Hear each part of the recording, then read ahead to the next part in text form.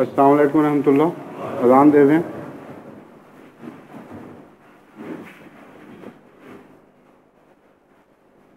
اللہ اکبر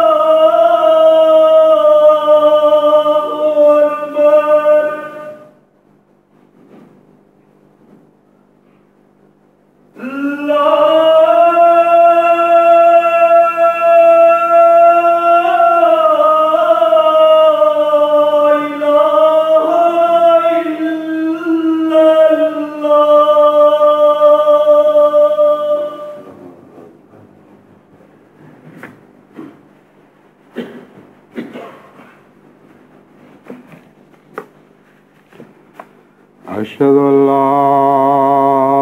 إله إلا الله وحده لا شريك له وأشهد أن محمدا عبده ورسوله أما بعد فأعوذ بالله من الشيطان الرجيم بسم الله الرحمن الرحيم الحمد لله رب العالمين الرحمن الرحيم مالك يوم الدين إياك نعبد وإياك نستعين اهدنا الصراط المستقيم صراط الذين أنعمت عليهم غير المغضوب عليهم ولا الضالين.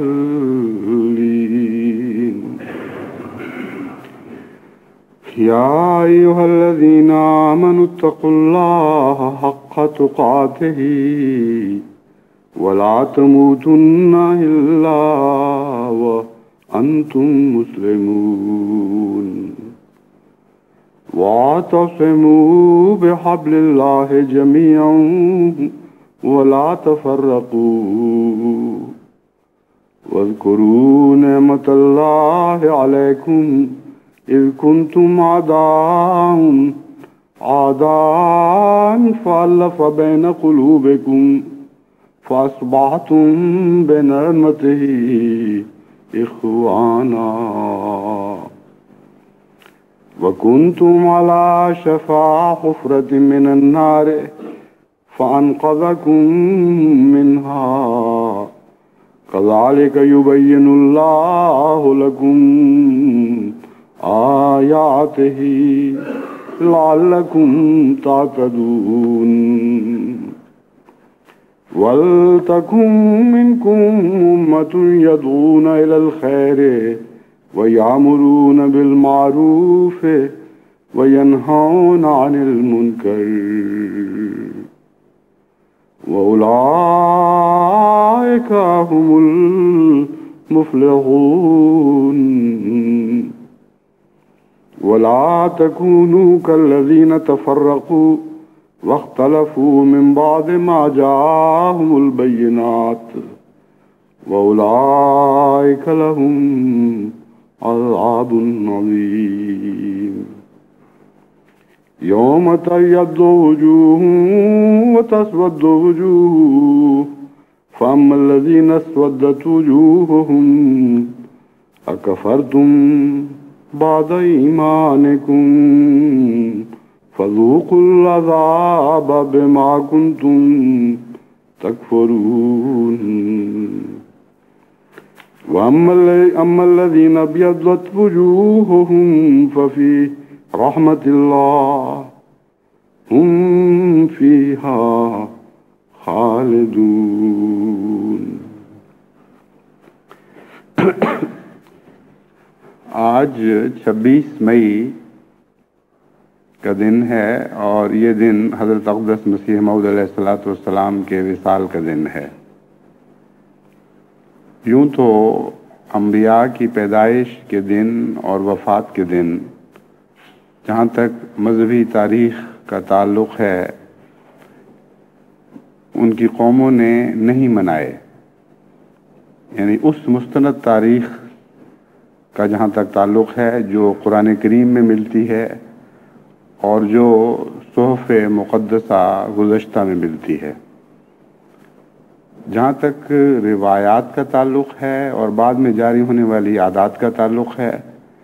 یہ دن ضرور منائے گئے اور آج بھی منائے جاتے ہیں. بس اس پہلو سے سب سے پہلے تو میں جماعت کے سامنے یہ مضمون کھولنا چاہتا ہوں کہ انبیاء کی پیدائش اور وصال کے دنوں کی اپنی ایک عظمت ضرور ہے اور وہ دن شعائر اللہ میں شامل ہو جاتے ہیں، لیکن اگر وہ دن منانے ہوں تو شاعر کی نسبت کے ساتھ اسی شان کے مطابق منانے چاہیے. یعنی ان دنوں میں خصوصیت کے ساتھ اللہ کا ذکر بلند کرنا چاہیے اور اس پیغام کو پیش نظر رکھنا چاہیے جو پیغام لے کر یہ خدا کے برگزیدہ لوگ دنیا میں آیا کرتے ہیں. محض شمع روشن کرنا یا اچھے کپڑے پہننا یا اور خوشیوں کے اظہار گلیوں میں نکل کر کرنا ہرگز ان دنوں کے شایان شان نہیں ہیں۔ بس اس پہلو سے ہمیشہ ہی جماعت احمدیہ کا یہی مسلک رہا ہے، اور اگرچہ بعض اوقات ظاہری طور پر بھی جماعت احمدیہ نے حضرت صلی اللہ علیہ وآلہ وسلم کی پیدائش کے دن روشنیاں بھی جلائیں اور جھنڈیاں بھی لگائیں، لیکن کچھ عرصے کے بعد حضرت مسلم موعود نے اس رواج کو اسی خطرے کے پیش نظر ختم کر دیا کہ کہیں جماعت احمدیہ بھی ظاہری رسم و رسوم کا شکار ہو کر نہ رہ جائے اور ان مقدس ایام کو جو شاعر اللہ ہیں اس احترام کے ساتھ منانا چھوڑ دے جو در حقیقت ان کا حق ہے۔ بس حضرت مسیح موعود علیہ السلام کے وصل کے دن کی مناسبت سے میں نے آج قرآن کریم کی ان آیات کا انتخاب کیا ہے جن میں اس موقع کی مناسبت سے جماعت احمدیہ کے لیے اہم پیغامات ہیں، اور اس مضمون پر غور کرتے ہوئے میں نے یہ سمجھا کہ دراصل اس میں حضرت اقدس محمد مصطفیٰ صلی اللہ علیہ وآلہ وسلم کے وصال کی پیشگوئی کی گئی تھی جو قریب آ چکا تھا۔ یہ آیات سورہ آل عمران سے لی گئی ہیں، اور آل عمران کا اکثر حصہ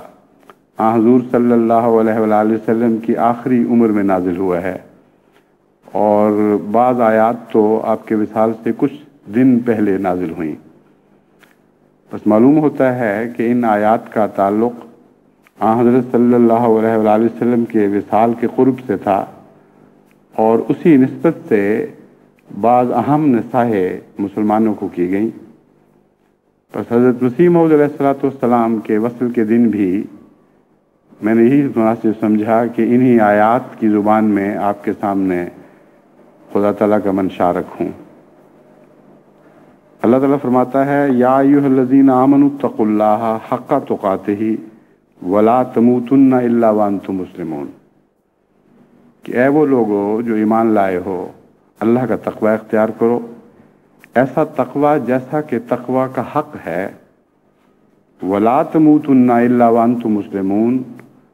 اور ہرگز نہیں مرنا جب تک کہ کامل طور پر مسلمان نہ ہو چکے ہو۔ یہاں دراصل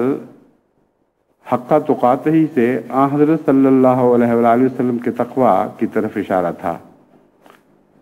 اور اس مضمون کو نہ سمجھنے کے نتیجے میں بہت سے مفسرین نے بہت ٹھوکریں کھائیں اور بعض بنیادی غلطیاں کیں جس کا عالم اسلام کو نقصان پہنچا۔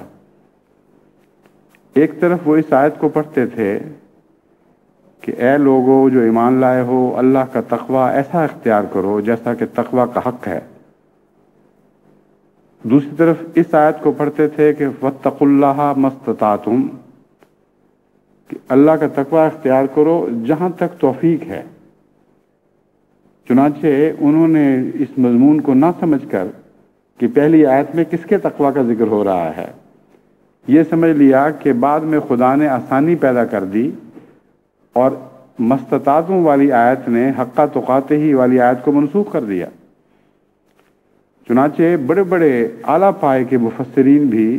اس غلطی میں مبتلا ہوئے، اور جیسا کہ عام طور پر رواج ملتا ہے بعض غلط احادیث حضرت ابن عباس کی طرف منسوب کر کے بیان کی جاتی ہیں،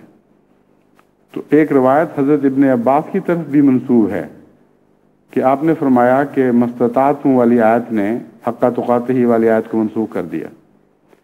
حالانکہ دوسری اس سے زیادہ مستند حضرت ابن عباس رضی اللہ تعالیٰ عنہ کی روایت ملتی ہے کہ ہرگز ان میں تضاد نہیں ہے اور کسی آیت نے دوسری کو منسوخ نہیں کیا۔ بہرحال جو غلطی کھانے کی وجہ ہے وہ دراصل یہی ہے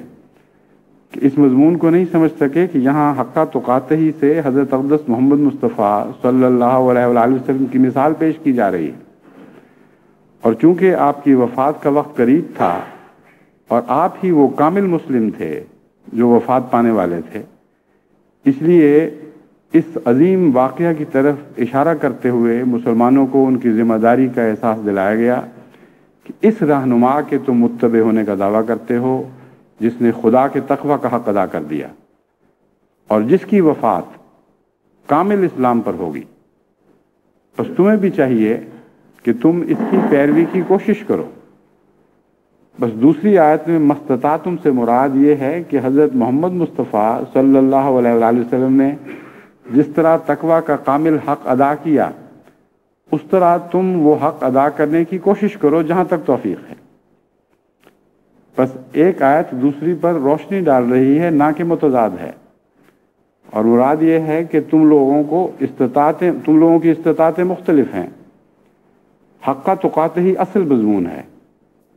جہاں جا کر بات کامل ہوتی ہے۔ تم میں سے ہر ایک کو یہ توفیق نہیں مل سکتی، بلکہ شاذ ہی کسی کو یہ توفیق مل سکتی ہے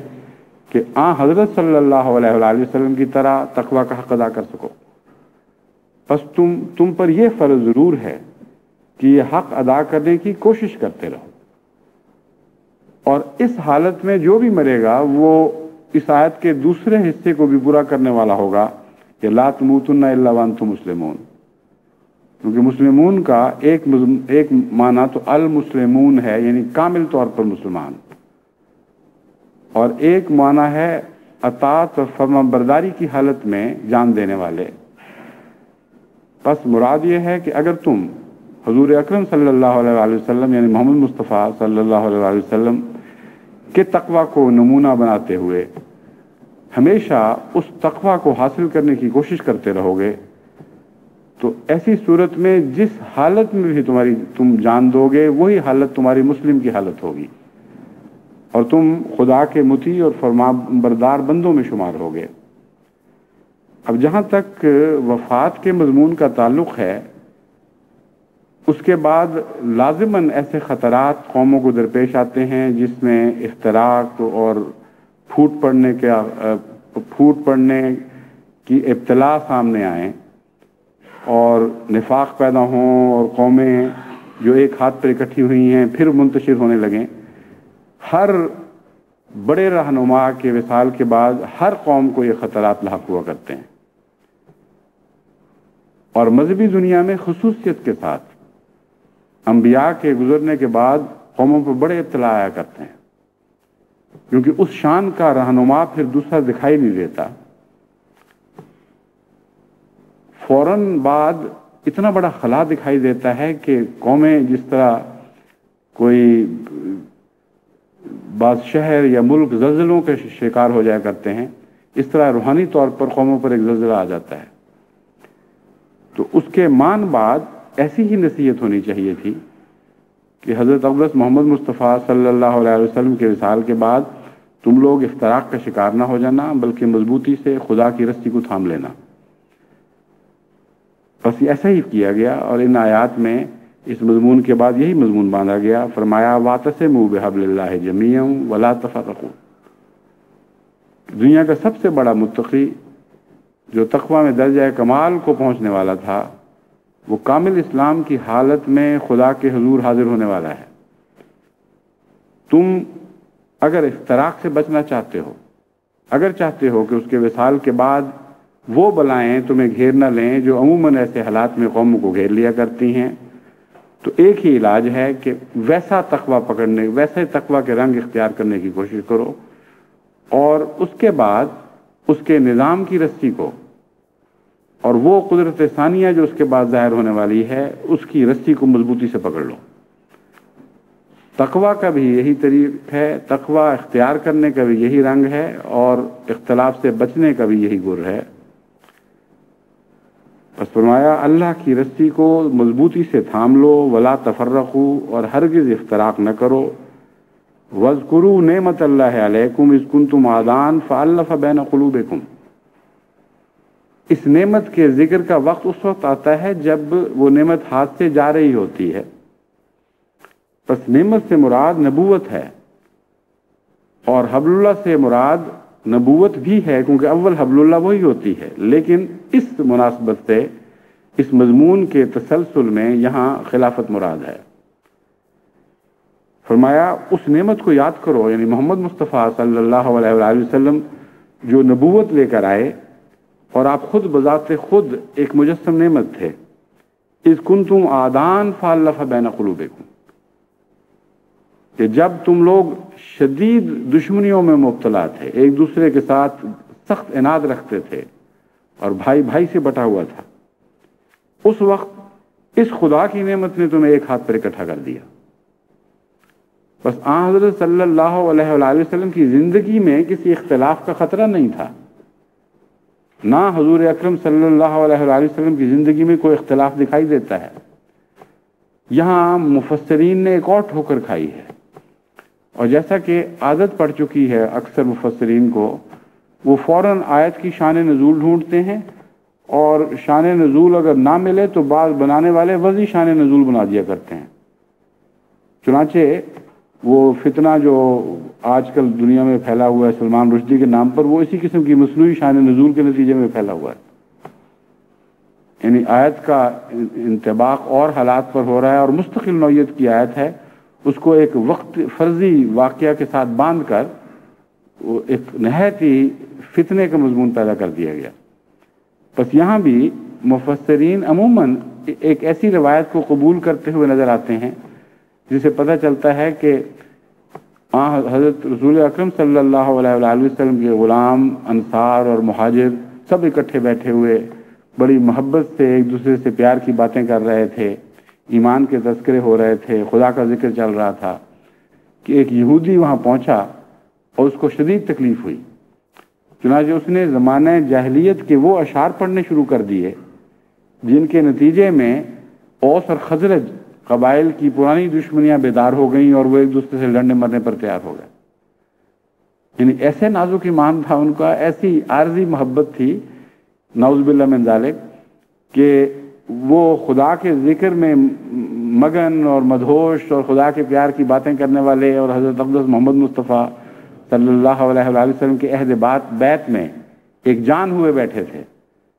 کہ اچانک ایک شریر نے پرانے زمانے کا اشعار پڑھ کے ان کی دشمنیاں بھڑکا دی. ایسی گند، غلط، فرضی، بیہودہ، بے سر و پا روایات نے اسلام کی تاریخ کو داغ داغ کیا ہوا ہے، اور کم فہمی کی وجہ سے، باوجود نیکی کے سادگی کی وجہ سے کہنا چاہیے، بعض مورخین نے، بعض مفسرین نے آنکھیں بند کر کے یہ روایات قبول کر لی اور دشمن کو ناواجب حملوں کا موقع دیا. بس یہاں یہ مراد نہیں، نہ اس آیت سے یہ منطوق دکھائی دیتا ہے کہ حضرت صلی اللہ علیہ وآلہ وسلم کی زندگی میں اس نعمت کے ہوتے ہوئے شدید اختلاف پیدا ہو جائیں، بلکہ فرمایا وَاذْكُرُوا نِعْمَةَ اللَّهِ عَلَيْكُمْ إِذْ كُنْتُمْ أَعْدَاءً فَأَلَّفَ بَيْنَ قُلُوبِكُمْ. یہ محمد مصطفیٰ صلی اللہ علیہ وآلہ وسلم وہ نعمت کاملہ ہیں. ایک وقت آئے گا کہ تمہیں ان کو یاد کرنا ہوگا، اور وہ دن یاد کرنے ہوں گے جب خدا نے یہ نعمت تم پر نازل فرمائی اور ان کے طفیل تمہاری دشمنیوں کو محبتوں میں تبدیل کر دیا، اور تمہیں ایک جان کر دیا، اور ایک رسی میں تم باندھے گئے اور ایک لڑی میں تم پروئے گئے. یہ وہ حالات ہیں، ان کو یاد کرتے ہوئے جب خدا کے فضل کے ساتھ تم بھائی بھائی بن گئے، یہ بھی یاد کرو کہ حضرت رسول اکرم صلی اللہ علیہ وآلہ وسلم اس وقت تشریف لائے جب کنتم علی شفا حفرۃ من النار فانقذکم منہا، تم گویا آگ کے کنارے پر کھڑے تھے. اس وقت حضور صلی اللہ علیہ وآلہ وسلم نے اللہ کے فضل کے ساتھ تمہیں اس کنارے سے کھینچ لیا. کذالک یبین اللہ لکم آیاتہ لعلکم تہتدون. اسی طرح خدا تعالیٰ تم پر اپنے نشانات کھول کھول کر بیان فرماتا ہے تاکہ تم ہدایت پا جاؤ.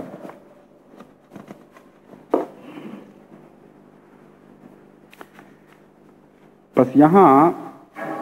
مضمون کی مناسبت سے میں یہی سمجھتا ہوں کہ پہلی آیت میں جو میں نے تلاوت کی ہے حضور صلی اللہ علیہ وآلہ وسلم کے وصال کی پیشگوئی تھی، اور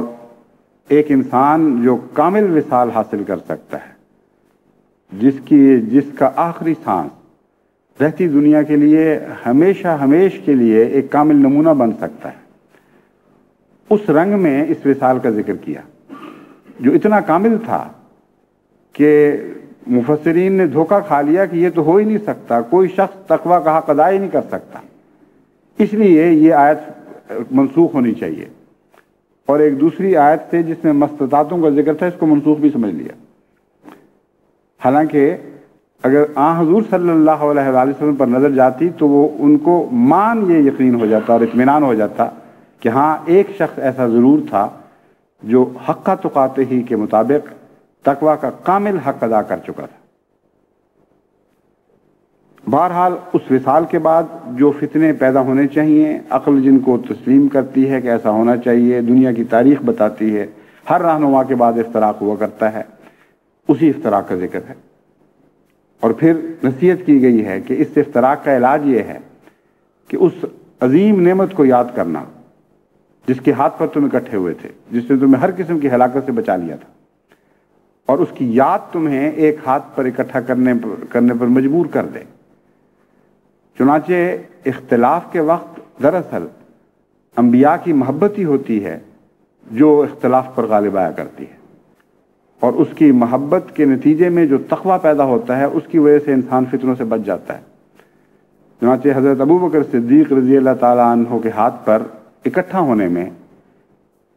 حضور صلی اللہ علیہ وآلہ وسلم کا عشق دراصل کار فرما تھا۔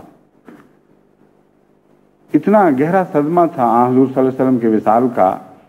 کہ جہاں ایک طرف فتنے بھی سر اٹھا رہے تھے، وہاں مومن اس وقت ان لمحوں میں کسی اختلاف کی سوچ ہی نہیں سکتے تھے۔ چنانچہ حضرت ابوبکر صدیق رضی اللہ تعالیٰ عنہ کے متفقہ انتخاب میں حضرت صلی اللہ علیہ وسلم کی محبت دراصل کار فرما تھی، اور وہی نعمت تھی جس نے دوبارہ مسلمانوں کو فتنے سے بچایا۔ اسی طرح ہماری تاریخ میں حضرت مسیح موعود علیہ السلام کے وصال کے بعد تمام جماعت جو ایک ہاتھ پر اکٹھا ہوئی ہے،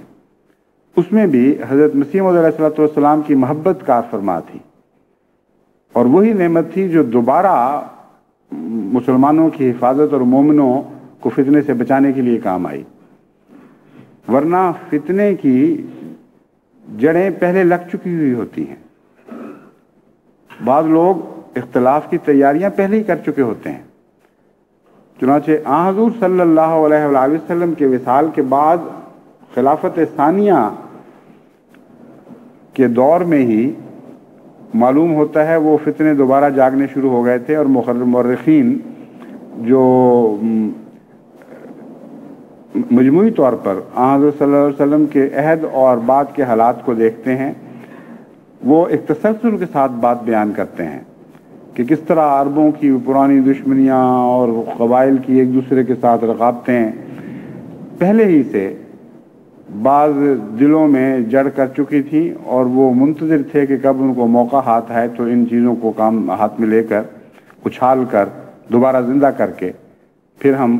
اپنے مقاصد کو حاصل کر سکیں۔ بس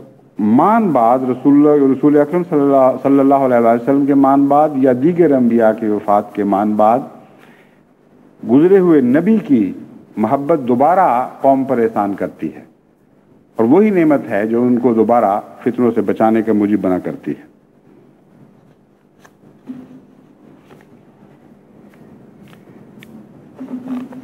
جماعت احمدیہ کو اس بات کو پیش نظر رکھنا چاہیے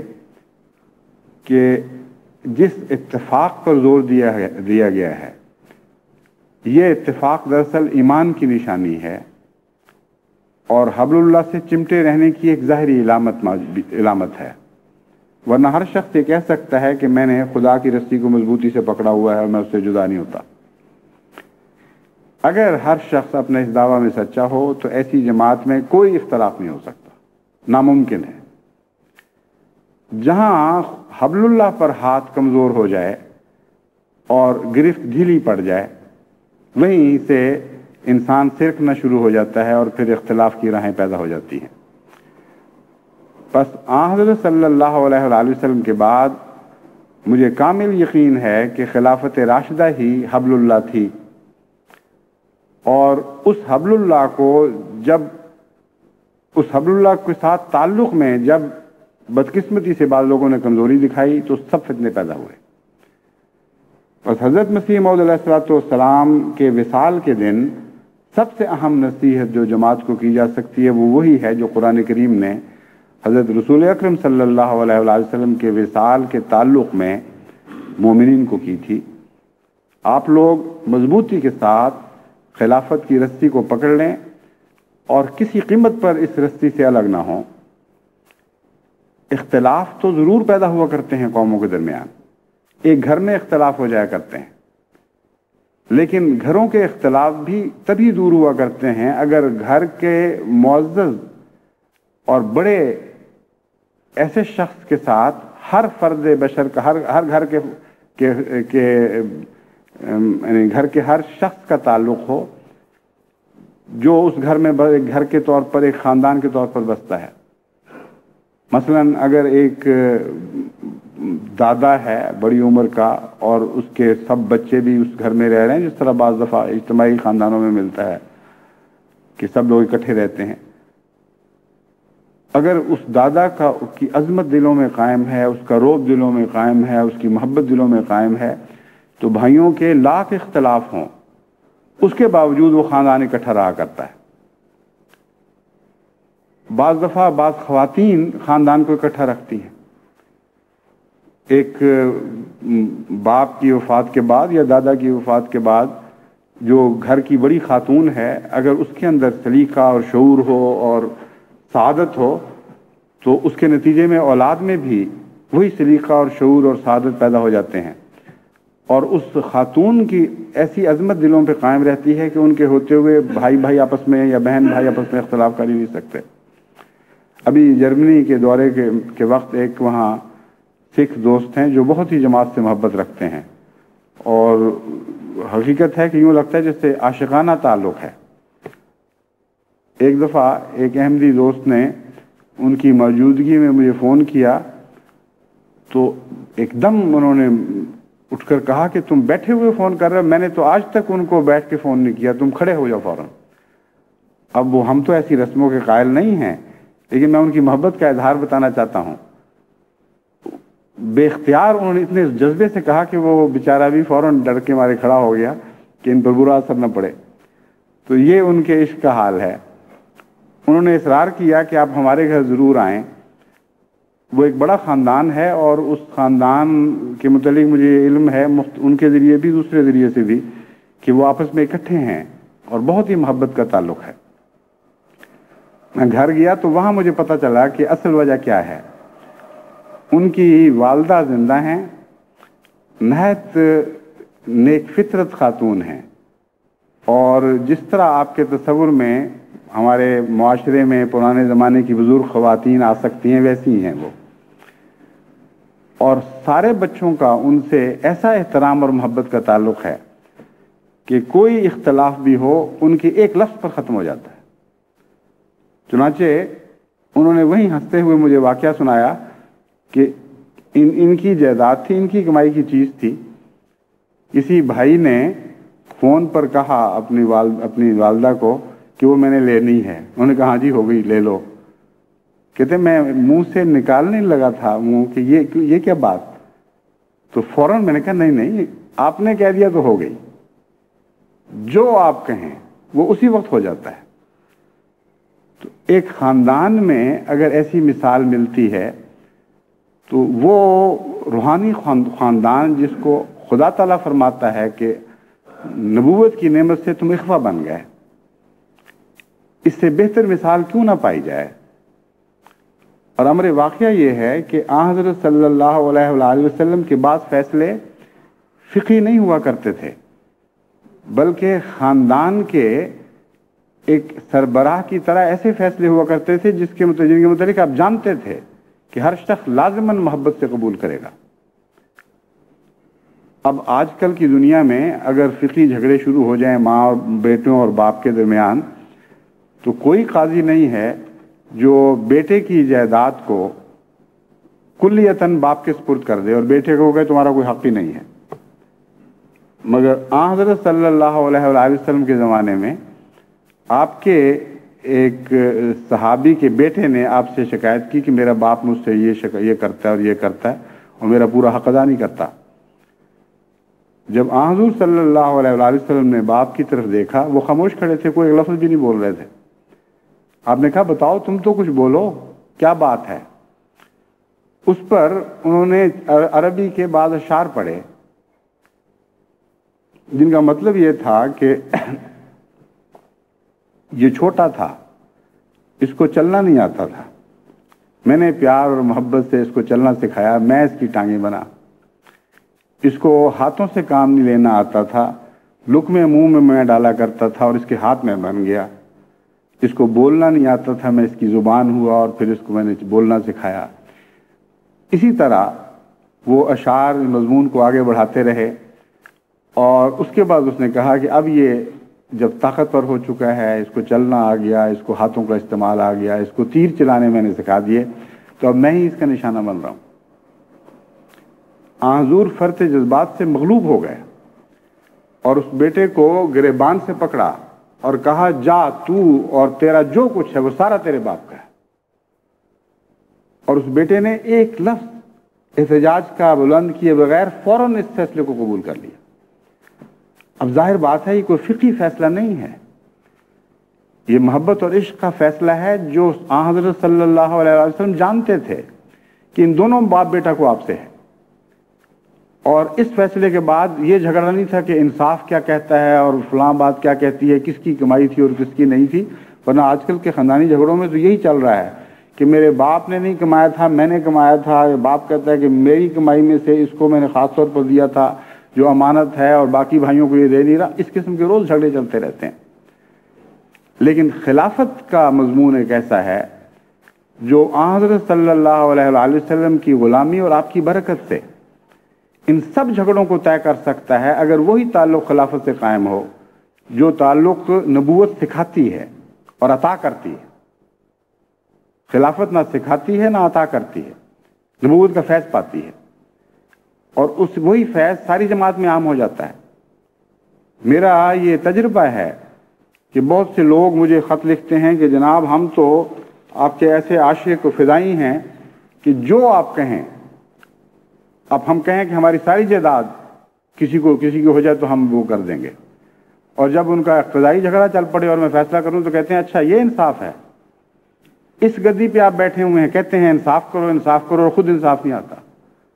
اور منتیں کر کے کوشش کر کے مجھے مجبور کر رہے ہوتے ہیں کہ آخری اپیل ہماری آپ سنیں، کیونکہ نچلے لوگ سارے غیر متقی تھے اور آخری تقوی آپ کے پاس ہے، ہم آپ کی بات مانیں گے۔ وہ فیصلہ ان کے خلاف یہ ہو جاتا ہے۔ تو اگر آپ نے اتفاق سے رہنا ہے، اگر ایک امت واحدہ بننا ہے اور اس ساری صدی میں ساری دنیا کو امت واحدہ میں تبدیل کرنا ہے، تو حبل اللہ کو اس طرح پکڑیں جس طرح اول حبل اللہ کو صحابہ نے پکڑا تھا، اور جب وہ حبل اللہ جدا ہونے والی تھی تو بعد میں آنے والی حبل اللہ کی پیشگوئی کی گئی، اور اسی پیشگوئی کو حضرت مسیح موعود علیہ السلام نے قدرت ثانیہ کے طور پر پیش کیا ہے۔ اگر آپ سب یہ سمجھیں اور یقین رکھیں، جیسا کہ واقعہ یہ ہے کہ خلیفہ وقت ہر ایک میں برابر ہے اور ہر ایک سے محبت کرتا ہے، اور بعض دفعہ وہ ایسے فیصلے بھی کر سکتا ہے، اور میں نے کیے ہیں،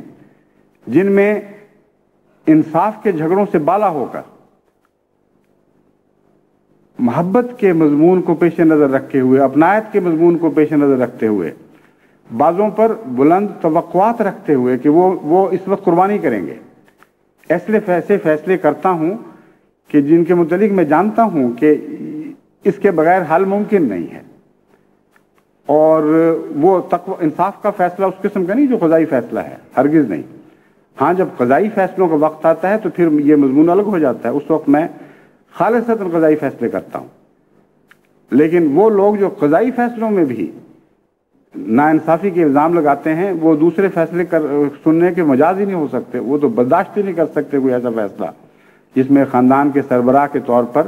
محبت اور پیار کے فیصلے کیے جائیں، جیسا کہ حضرت صلی اللہ علیہ وسلم نے بعض موقع پر کیے۔ تو حبل اللہ کے مضمون کو آپ سمجھیں، اگر آپ نے اتفاق اور محبت سے دنیا میں رہنا ہے تو خلیفہ وقت سے جو بھی ہو، جب بھی ہو، ایسا تعلق قائم کریں جس تعلق کا ایک نمونہ وہ سکھ خاندان دکھا رہا ہے، جس کا میں نے ذکر کیا ہے کہ جرمنی میں آباد ہے، اور خدا کے فضل سے लाखों खा के मालिक हैं, करोड़ खा के मालिक हैं, लेकिन किसी भाई भाई के दरमियान, किसी भाई बहन के दरमियान कोई झगड़ा नहीं, क्योंकि वो बुजुर्ग माँ जिंदा है जिसका लफ्ज़ उनके लिए कानून बना हुआ है। बाज़ दफ़ा ऐसे हालात पैदा हो जाते हैं कि एक इंसाफ का तकाजा पूरा किया जाए तो झगड़े तय नहीं हो सकते, क्योंकि बाद लोग ज़िद्दी होते हैं और फसाद कायम रहता है। उस वक्त इस ख्याल से कि एक शख्स ज़्यादा शरीफ सईद फितरत है, अगर उसके खिलाफ भी फैसला किया जाए तो वो मान जाएगा, ऐसा फैसला करना पड़ता है। जैसा कि मैंने कहा है, कज़ाई नहीं बल्कि उसकी मोहब्बत पर एतमाद करते हुए, उस पर भरोसा करते हुए। अपने घर में बच्चों के इख्तिलाफात में मैंने कई दफ़ा देखा है इस तरह। एक दफ़ा दो बच्चियों की आपस में लड़ाई शुरू हो गई किसी बात पर। मैंने एक फैसला किया, उस एक बच्ची ने कहा कि हैं अब्बा ये क्या, आप तो कहते हैं सच्ची बात करूंगा। मैंने कहा ये सच्ची बात ही है, मुझे पता है कि तुम मान जाओगी और तुम कुर्बानी करोगी, इस पे मुझे इतनी उम्मीद नहीं। फौरन उसने सर फेंक दिया, उसने कहा बिल्कुल ठीक है, मुझे मंजूर है। तो तवक्कुआत के बुलंद होने से मामला इंसाफ से बढ़कर एहसान में आ जाता है। लेकिन अगर कोई इंसाफ का मुतालबा कर देगा तो फिर लाज़मन खलीफा वक्त को तनज़्ज़ुल करके इंसाफ के मज़मून में उतरना पड़ेगा, इंसाफ की मंजिल पर वापस आना पड़ता है फिर। लेकिन अमूमन ऐसे मौक़ों पर यह फैसला किया जाता है जहां पता है कि वो फरीक इंसाफ का मुतालबा करेगा नहीं, बल्कि एहसान की फ़िज़ा में ही सांस लेना अपने लिए ज़्यादा पसंद करेगा। बस ये वो मज़मून है जिसकी मैं आपको नसीहत करता हूँ। मैं हूँ या मेरे बाद दूसरे खुलफा हों, उनके साथ ऐसा ताल्लुक़ कायम करें जो एक ख़ानदान के ऐसे सरबराह के साथ हुआ करता है कि इंसान अपनी चीज़ समझता नहीं, हर चीज़ उसकी समझता है और उसके फ़ैसलों को फिर इस नज़र से देखता है। ऐसी सूरत में कभी जमात में कोई इख्तलाफ बाकी नहीं रहेगा। इख्तलाफ होंगे लेकिन वो हट जाया करेंगे, दूर हो जाया करेंगे। दूसरी नसीहत इस ज़िमन में यह है कि अपने ज़ाती इख्तलाफात को जमात की तरफ मुंतकिल न किया करें। ये एक बहुत ही ख़तरनाक आदत है कि बाज़ लोग अपने ख़ानदानी झगड़ों को, अपने ज़ाती ताल्लुक़ात को निज़ाम जमात की तरफ मुंतकिल कर देते हैं। यानी जब वो निज़ाम जमात में किसी ओहदे पर कायम फायज किए जाते हैं तो ग्रोह बंदी अपने ताल्लुकात की बिना पर करते हैं, या बाज़ लोग उनसे अतात का ताल्लुक तोड़ लेते हैं इसलिए कि वो दूसरे ग्रोह से उनके नज़दीक ताल्लुक रखता है, खा वो हकीकत में रखता हो या ना रखता हो। ऐसी जमातों में मैंने देखा है सबसे लंबे फसाद चलते हैं, और अक्सर ऐसी जमातें जहां हमेशा झगड़े होते ही चले जाते हैं, ठीक ही नहीं होते, उनमें बुनियादी नक्स यही होता है कि बाज़ जमातें ख़ानदानी तअस्सुबात और ग्रोहों में बट चुकी होती हैं, और जब कोई ओहदेदार आए वो समझता है कि अब मुझे वक्त मिल गया है कि मैं इस ओहदे को इस्तेमाल करते हुए दूसरे ख़ानदान को नीचा दिखाऊं। या अगर कोई मुत्तकी ऊपर आ जाए तो दूसरे एतमाद नहीं करते, फिर वो उसकी हर बात पे बदजनी करते हैं। वो समझते हैं कि ये चूंकि फ़लाँ ग्रोह से, फ़लाँ ख़ानदान से ताल्लुक़ रखता है, इसने हमें नीचा दिखाना ही दिखाना है। बस तक़वा से काम लें, ये मज़मून ही तक़वा से शुरू हुआ है। इत्तक़ुल्लाह हक़्क़ तुक़ाते ही, अगर तुम तक़वा का हक़ अदा करने की कोशिश नहीं करोगे तो फिर तुम्हारे इख्तिलाफ कभी दूर नहीं होंगे। बस पहली आयत में इख्तिलाफ दूर करने के लिए या इख्तिलाफात से बचने के लिए एक बहुत ही गहरा और दायमी सबक अता फरमा दिया गया, जिसका इस्तेमाल कभी भी इंसान को मायूस नहीं कर सकता। इख्तिलाफ दूर करने की जान तक़वा है, और हज़रत सल्लल्लाहु अलैहि वसल्लम चूंकि तक़वा के आला मरातिब पर फाइज थे, बल्कि कायनात के सबसे ज़्यादा मुत्तक़ी इंसान थे, इसलिए इस तक़वा की बरकत ही थी कि आपने लड़ते हुओं को एक कर दिया। बस जो खुद मुत्तक़ी हो, ये कैसे हो सकता है कि वो खुद लड़ाई का मूजिब बन जाए? जिसका तक़वा इस अज़मत का हामिल हो कि दूसरों को एक कर रहा हो, ऐसे शख्स से इफ्तराक का कोई सवाल ही नहीं पैदा हो सकता। بس تقویٰ کا اعلیٰ تقاضا یہی ہے کہ آپ لوگ خدا کے نام پر اکٹھے ہوں اور اپنے فیصلوں میں کبھی بھی جنبہ داری اور رشتہ داری یا آپس کے اختلافات کو جماعتی حالات میں داخل ہونے کی اجازت نہ دیں، اور ہر موقع پر ہر صورت میں وہاں انصاف پر قائم رہیں۔ بس پہلا مضمون احسان کا مضمون ہے خلافت کے ساتھ تعلق میں، اور یہ مضمون انصاف کا مضمون ہے، اور عدل کے اعلیٰ تقاضوں کے پورے کرنے کی طرف میں آپ کو متوجہ کرتا ہوں۔ نظام جماعت میں آپ ہمیشہ عدل کے اعلیٰ تقاضے پورے کریں۔ یہ مضمون بیان کرنے کے بعد اللہ تعالیٰ فرماتا ہے وَلْتَكُمْ مِنْكُمْ أُمَّةٌ يَدْعُونَ إِلَى الْخَيْرِ وَيَأْمُرُونَ بِالْمَعْرُوفِ وَيَنْهَوْنَ عَنِ الْمُنْكَرِ وَأُولَٰئِكَ هُمُ الْمُفْلِحُونَ،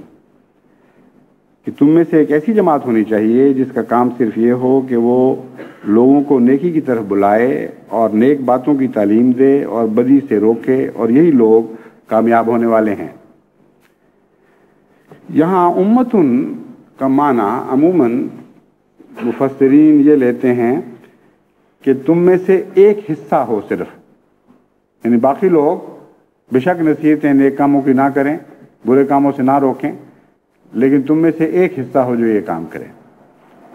میں سمجھتا ہوں کہ امتن میں جو نکرے کا استعمال ہے وہ عظمت کے لیے ہے۔ وَلْتَكُمْ مِنْكُمْ أُمَّةٌ، تم میں ایک عظیم قوم ایسی پیدا ہو جانی چاہیے، اپنی کثرت کے لحاظ سے اور اپنے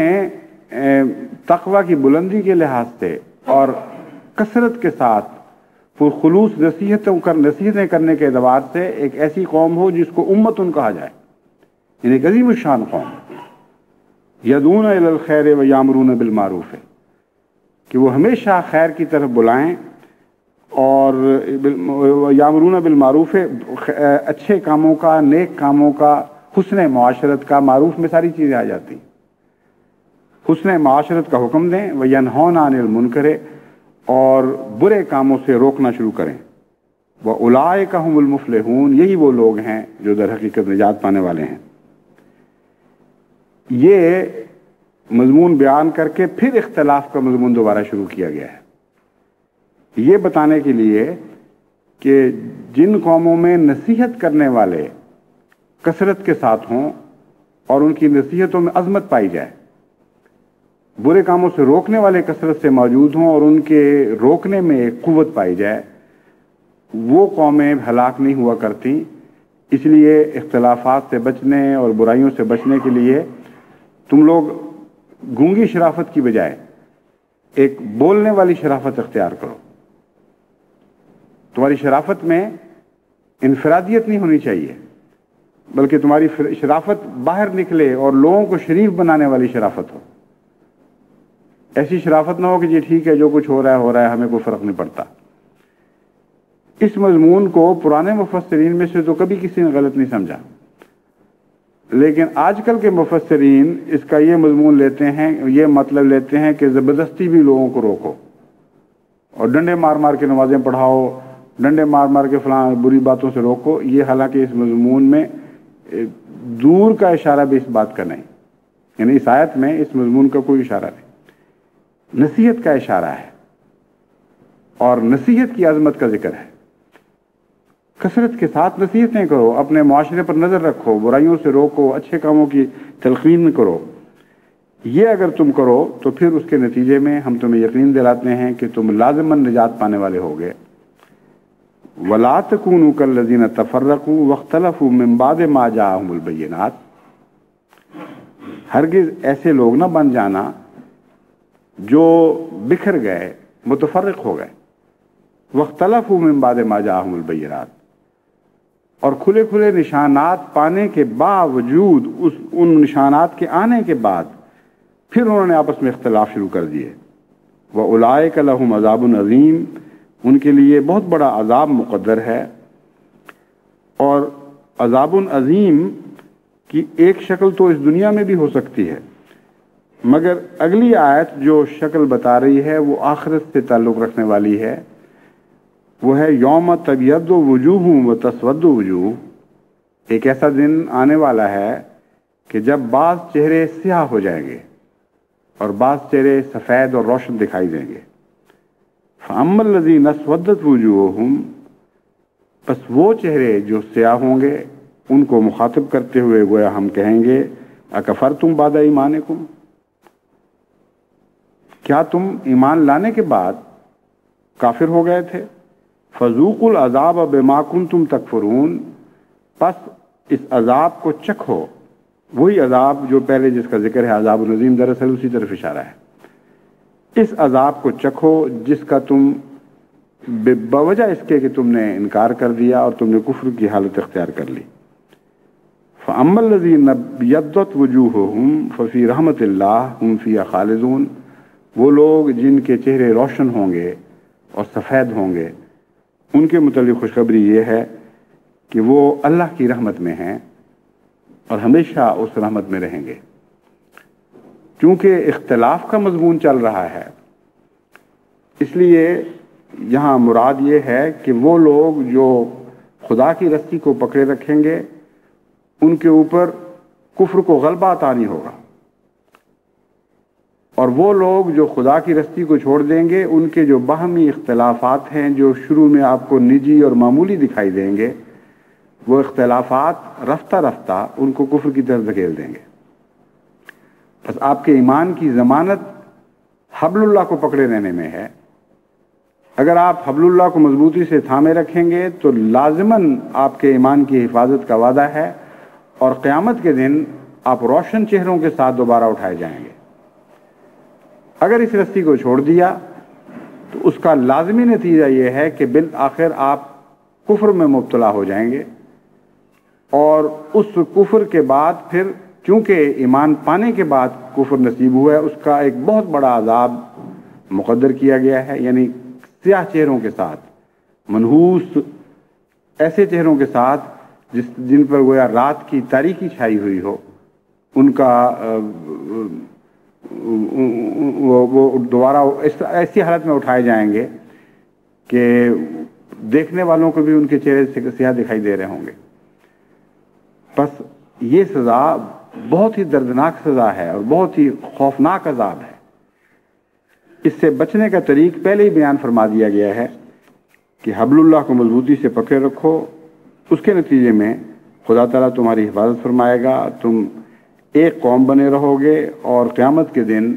روشن چہروں کے ساتھ تم دوبارہ اٹھائے جاؤ گے۔ فرماتا ہے تلک آیات اللہ نتلوها علیک بالحق وما اللہ یرید ظلم للعالمین، یہ آیات ہیں جو ہم حق کے ساتھ تجھ پر تلاوت کر رہے ہیں۔ اے محمد صلی اللہ علیہ وسلم، یہ نصیحتیں ہیں جو ہم تجھے کر رہے ہیں اور بہت ہی سچی نصیحتیں ہیں، ان کو معمولی نہ سمجھا جائے۔ وَمَا اللَّهُ يُرِيدُ ظُلْمًا لِلْعَالَمِينَ، یہ جو خوفناک عذاب بتایا گیا ہے اس کی ذمہ دار وہ لوگ ہوں گے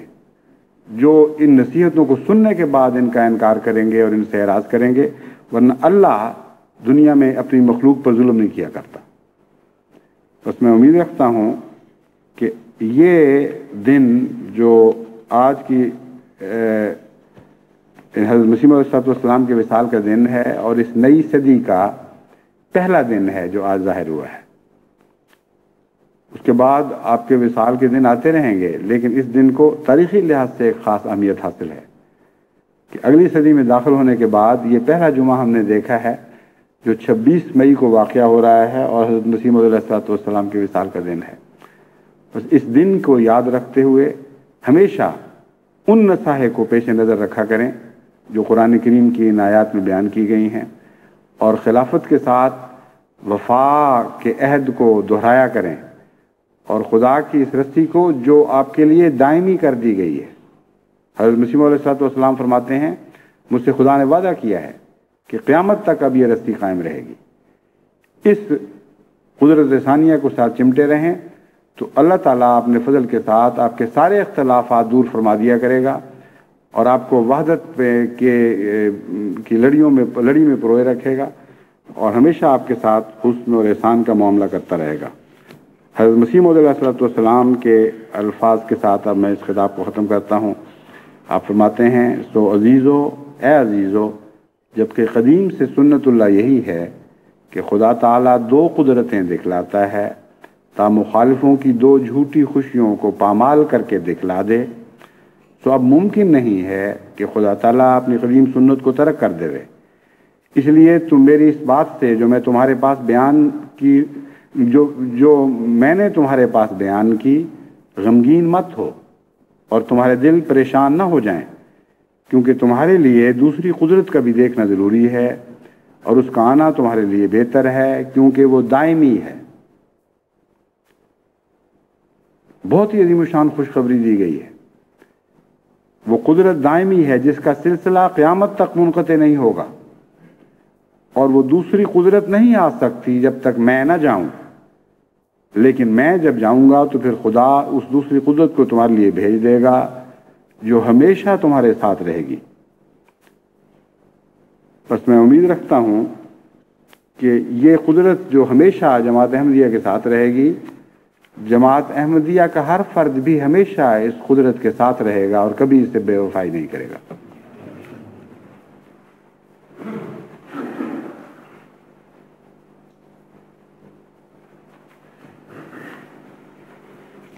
الحمدللہ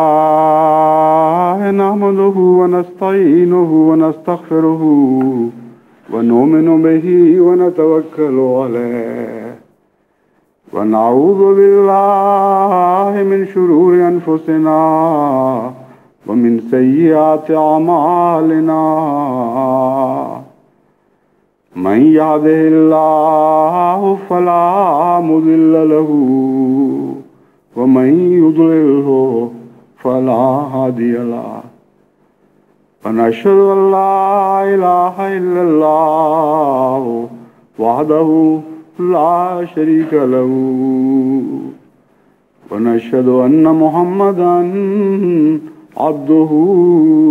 ورسوله عباد الله رحمكم الله ان اللہ یامر بالعدل والإحسان